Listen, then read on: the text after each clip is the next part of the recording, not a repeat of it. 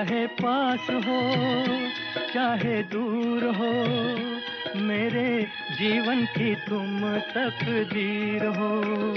चाहे पास हो चाहे दूर हो, मेरे सपनों की तुम तस्वीर हो।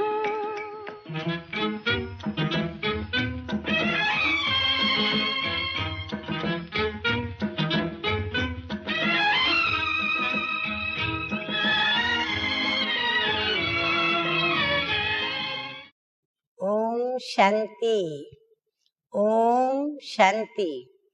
आज की तारीख है 23/1/13 और आज की ज्ञान मुरली का हेडिंग हमारे रोज के जीवन व्यवहार में आने वाले सुख और दुख के चक्र को मीठे मीठे बाप दादा ने समझाया है और हम बच्चों को मीठे मीठे बाप दादा ने इनके ऊपर विजयी बनने के लिए स्वदर्शन चक्रधारी भी बनाया है।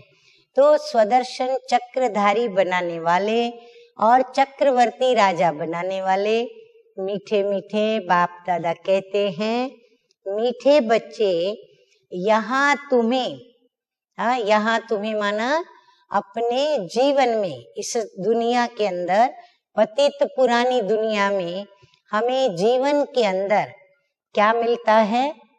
तो कहते हैं ना, सुख दुख जहाँ रहते हैं, जीवन वो है एक गांव।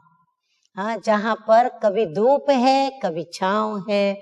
तो बाबा भी कहते हैं कि ये सब परिस्थितियां सामने आएंगी, कभी दुख आएगा कभी सुख आएगा, कभी मान मिलेगा कभी अपमान भी होगा, कभी आशाएं पूर्ण होंगी कभी निराशा प्राप्त होगी। तो हमें क्या करना है? तो बाबा कहते हैं, यहाँ तुम्हें सुख दुख मान अपमान आशा निराशा ये सब सहन करना है। ये ड्रामा हमें कहता है सब सहन करो। पुरानी दुनिया के सुखों से बुद्धि हटा देनी है, अपनी मत पर नहीं चलना है। प्रश्न है, देवताई जन्म से भी ये जन्म बहुत अच्छा है। कैसे? सतयुगी पावन देवी देवता जन्म से भी बाबा कहते हैं ये संगम युगी ब्राह्मण जन्म, कलयुग के अंत वाला जन्म बहुत अच्छा है। हाँ, जहाँ भले ताज नहीं हमें, फिर भी बाबा कहते हैं ये जन्म अच्छा है। कारण क्या? उत्तर है, इस जन्म में तुम बच्चे शिव बाबा के भंडारे से खाते हो। यहाँ तुम अथाह कमाई करते हो। तुमने बाप की शरण ली है। इस जन्म में ही तुम अपना लोक और परलोक सुहेला करते हो, अर्थात सुखी करते हो। इस जन्म में ही सुदामा मिसल 2 मुट्ठी दे 21 जन्म की बादशाही लेते हो। 5 बातें बाबा ने इतने में बता दी। गीत बजा है, बहुत समय के पश्चात ये गीत आया है। चाहे पास हो चाहे दूर हो, मेरे जीवन की तुम तकदीर हो।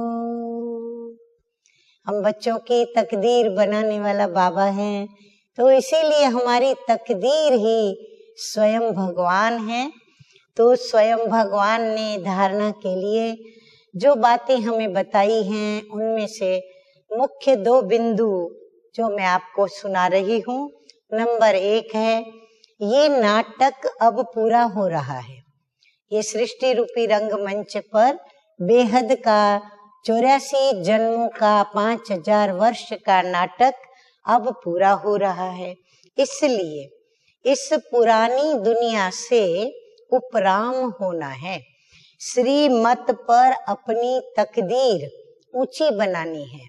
कभी कोई उल्टा कर्म नहीं करना है। नंबर 2 है, अविनाशी ज्ञान रत्नों की कमाई करनी और करानी है। एक बाप की याद में रहकर सपूत बच्चा बनकर अनेकों को रास्ता बताना है। वरदान है आज का, त्याग और तपस्या के वातावरण के द्वारा, त्याग और तपस्या के वातावरण के द्वारा विघ्न विनाशक बनने वाले सच्चे सेवाधारी भव। जैसे बाप का सबसे बड़े से बड़ा टाइटल है वर्ल्ड सर्वेंट, वैसे बच्चे भी वर्ल्ड सर्वेंट अर्थात सेवाधारी हैं, विश्व सेवाधारी। सेवाधारी अर्थात ही त्यागी और तपस्वी।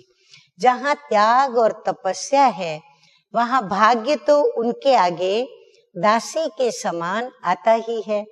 सेवाधारी देने वाले होते हैं, लेने वाले नहीं, इसलिए सदा वो निर्विघ्न रहते हैं। निर्विघ्न का राज समझाया बाबा ने। जो ब्राह्मण बच्चा देता ही देता रहता है, लेने की इच्छा नहीं रखता, वो सदा निर्विघ्न रहता है।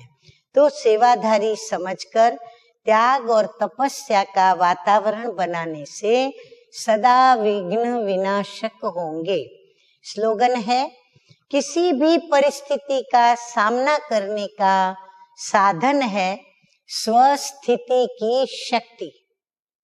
किसी भी परिस्थिति में यदि हम हार खाते हैं, मिसाल के तौर पर हमारे साथी सहयोगी, उनसे हमें वो सहयोग नहीं प्राप्त होता जिसकी हमें अपेक्षा है, या फिर वातावरण ऐसा दुख, अशांति या उलझन का या मौज का है, तो हमारी स्थिति नहीं बनती।